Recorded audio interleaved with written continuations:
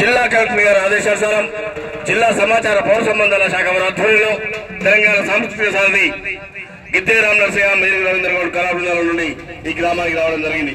వచ్చిన వెంటనే ఇంత పెద్ద సంఖ్యలో హాజరైన ప్రతి ఒక్కరు కూడా కళా బృందాలు తెలియజేస్తూ పరిసరాల పరిశుభ్రత, ఆరోగ్య భద్రత, సీజనల్ వ్యాధులపై విస్తృత ప్రచారాన్ని నిర్వహిస్తున్నాం. దాంట్లో భాగంగా మా టీం రవీంద్ర గౌడ్ నోట ఈ పూట ఒక చక్కటి పాట.